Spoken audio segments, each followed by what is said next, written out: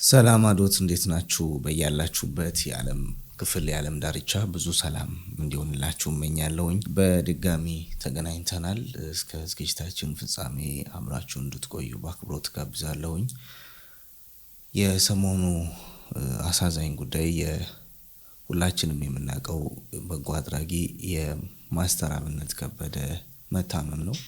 ከዚህ ጋር ተያይዞ በርካቶች መልካም ምኞታቸውን እየገለጹለት ነው፣ እየጸለዩለት ነው የሚገኙት።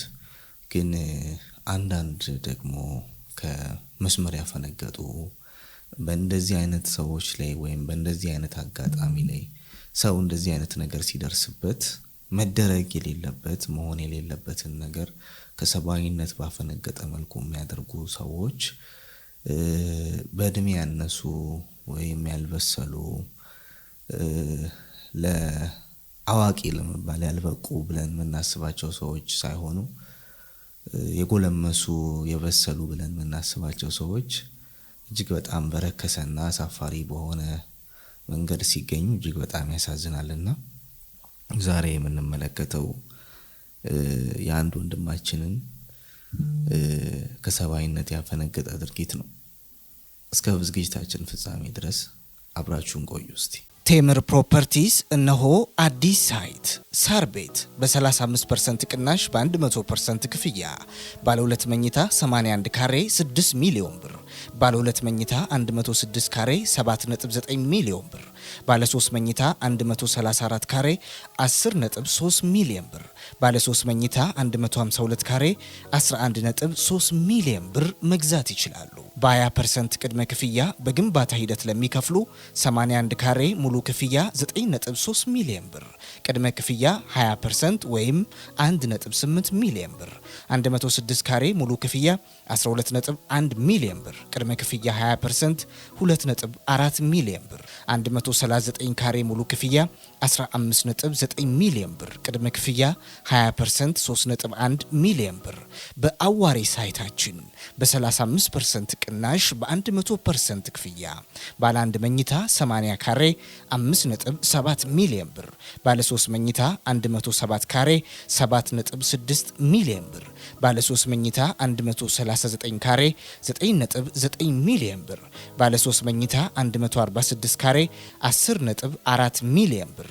በ20% ቅድመ ክፍያ በግንባታ ሂደት ለሚከፍሉ 80 ካሬ ሙሉ ክፍያ 8.8 ሚሊዮን ብር፣ ቅድመ ክፍያ 20% 1.7 ሚሊዮን ብር፣ 133 ካሬ ሙሉ ክፍያ 14.6 ሚሊዮን ብር፣ ቅድመ ክፍያ 20% 2.9 ሚሊዮን ብር፣ 146 ካሬ ሙሉ ክፍያ 16 ሚሊዮን ብር፣ ቅድመ ክፍያ 20% 3.2 ሚሊዮን ብር፣ ቀሪውን 80% በግንባታ ሂደት ያለምንም ወለድና የግንባታ ዕቃው ጭማሪ በኢትዮጵያ ብር ከፍለው የሚጨርሱት።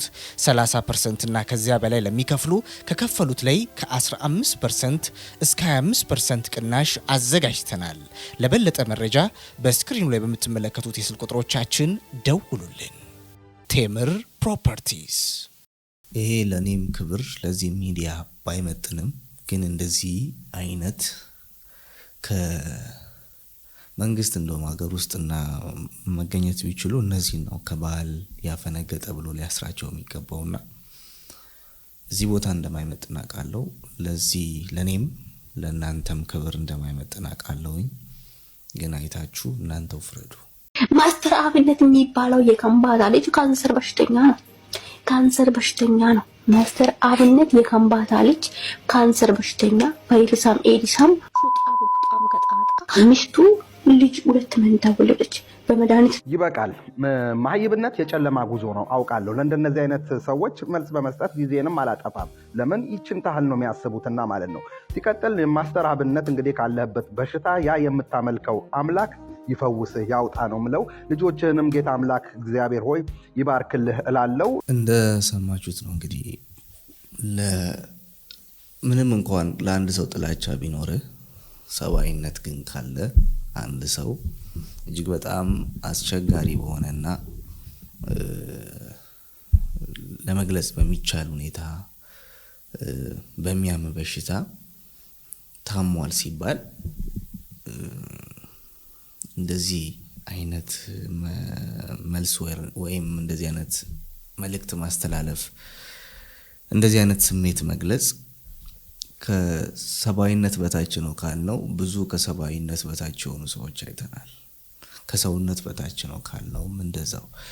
ግን ከምን በታች ነው ማለት ይቻላል? በጣም አሳፋሪ ነው።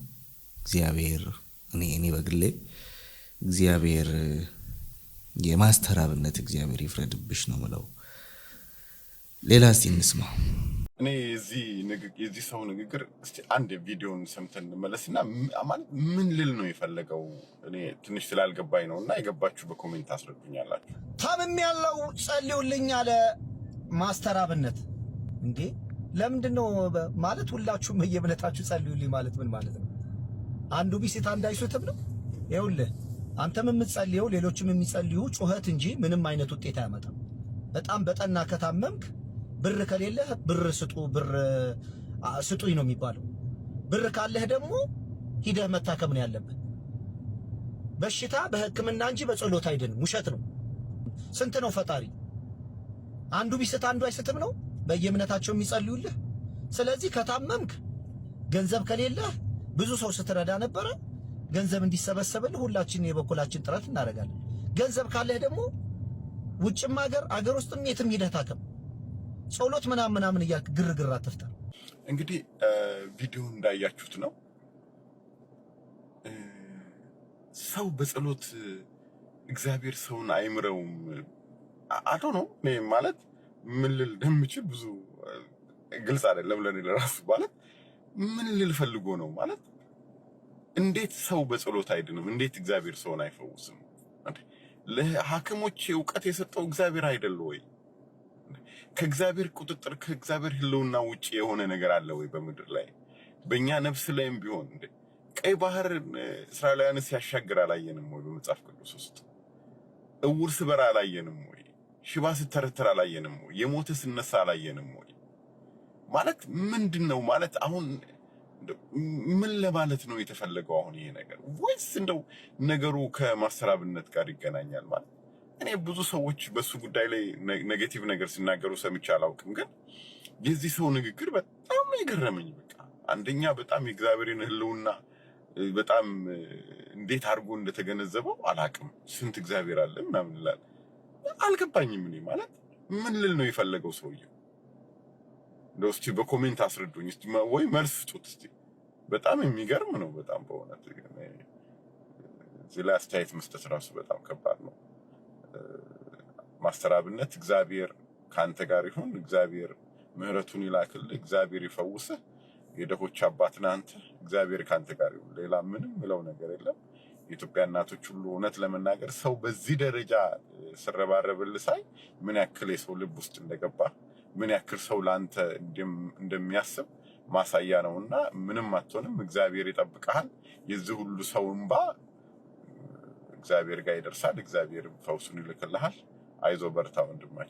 ይሄ ጉዳይ እኮ እውነት ለመናገር ወንድሜ ራሱ መጨነቅ አልነበረብም። ብዙ ማብራሪያ አይፈልግም።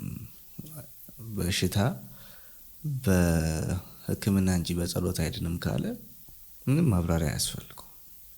ምንም ማብራሪያ፣ ምንም መጨነቅ፣ ምንም ግራ መጋባት አያስፈልግም። ሰውየው ከአእምሮ ጋር አይደለም ወይም ከራሱ ጋር አይደለም ብለህ የምትደመድመው ጉዳይ ነው የሚሆነው ማለት ነው። የጸሎትን ኃይል ከሚክዱ መልካም ነገር ማድረግን ልክ እንደ ነውር ከሚቆጥሩ ሰዎች በላይ የበሰበሰ አስተሳሰብ የለም። ይህን ከንቱ የሆነ ሰው የሚለውን ሰምተን እንመለስና ሐሳብ እንሰጣለን። ከዛ ፊት ግን ቪዲዮቹ የሙሉ ጌታ እያገኙ አይደለም። በቻላችሁት አቅም 5ም 10ም ጊዜ ኮፒ ሊንክ ታደርጉ ጠየኳችሁ። ቪዲዮ አይተን እንመለስ። ታምም ያለው ጸልዩልኝ አለ ማስተር አብነት። እንዴ ለምንድነው ማለት ሁላችሁም በየእምነታችሁ ጸልዩልኝ ማለት ምን ማለት ነው? አንዱ ቢስት አንድ አይሱትም ነው? ይኸውልህ አንተም የምትጸልየው ሌሎችም የሚጸልዩ ጩኸት እንጂ ምንም አይነት ውጤት አያመጣም። በጣም በጠና ከታመምክ ብር ከሌለህ ብር ስጡኝ ነው የሚባለው። ብር ካለህ ደግሞ ሂደህ መታከም ነው ያለብህ። በሽታ በሕክምና እንጂ በጸሎት አይድንም። ውሸት ነው። ለተራቡ ሰዎች አንዲት ዳቦ ገዝተው የማያውቁ አንድ ሁለት የፍልስፍና መጽሐፍትን አነበብን ብለው መልካም ነገር ማድረግንና ጸሎትን ሲቃወሙ ስታይ ምን ያክል ሰይጣን ላያቸው ላይ እንደሰፈረብህ መረዳት ይቻላል። በነገራችን ላይ አፍ ሲከፈት ጭንቅላት ይታያል ነውና ወንድሜ አፍን ከመክፈት በፊት በጭንቅላት ውስጥ ያሉትን የቆሸሹ የበሰበሱ አስተሳሰቦችን ንጽህና በሚገባ ጠብቅ። አዳፋ ቃሎችን ተናግሮ መልካም ሰዎችን ከመተቸት ይልቅ ዝምታ ወርቅ ነው የሚለውን ብሂል መከተል ልመድ። እውቀት ብዙ መዘባረቅ አይለካምና። በጣም አሳፋሪ ነው። ታምም ያለው ጸልዩልኝ አለ ማስተር አብነት። እንዴ ለምንድነው ማለት ሁላችሁም በየእምነታችሁ ጸልዩልኝ ማለት ምን ማለት ነው? አንዱ ቢስት አንድ አይሱትም ነው? ይኸውልህ አንተም የምትጸልየው ሌሎችም የሚጸልዩ ጩኸት እንጂ ምንም አይነት ውጤት አያመጣም። በጣም በጠና ከታመምክ ብር ከሌለህ ብር ስጡኝ ነው የሚባለው። ብር ካለህ ደግሞ ሂደህ መታከም ነው ያለብህ። በሽታ በሕክምና እንጂ በጸሎት አይድንም። ውሸት ነው። ማንም ድኖ አያውቅም።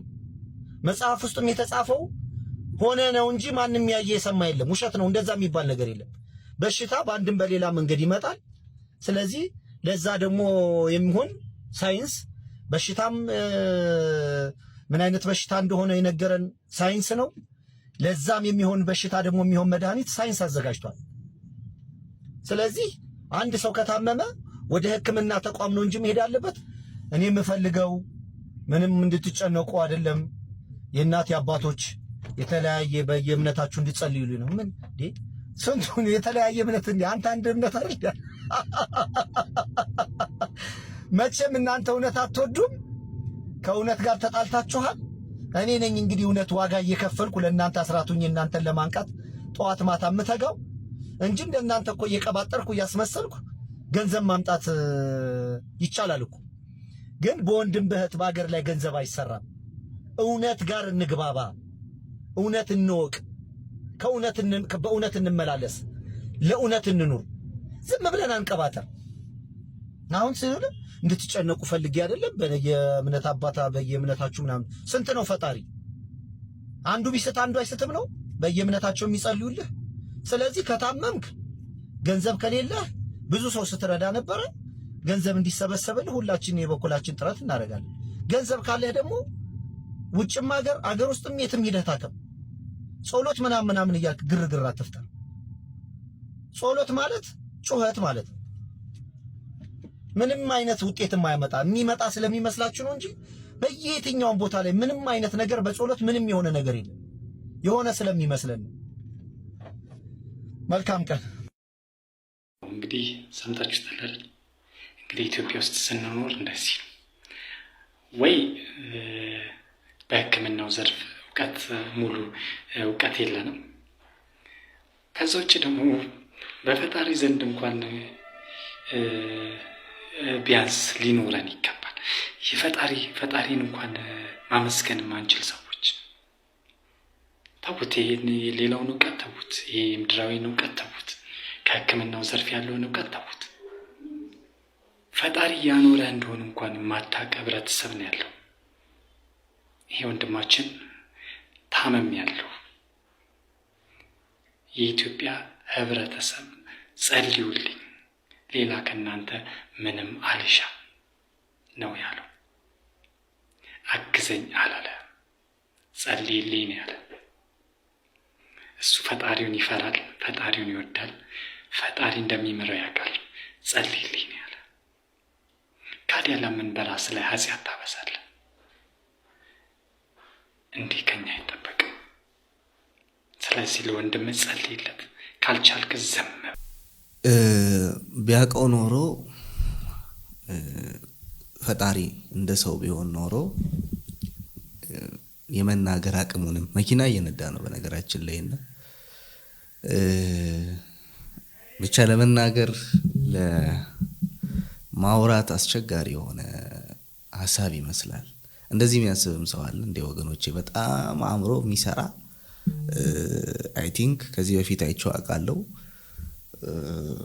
በትክክል መናገር የሚችል ሰው የነበረ ሰው ነው።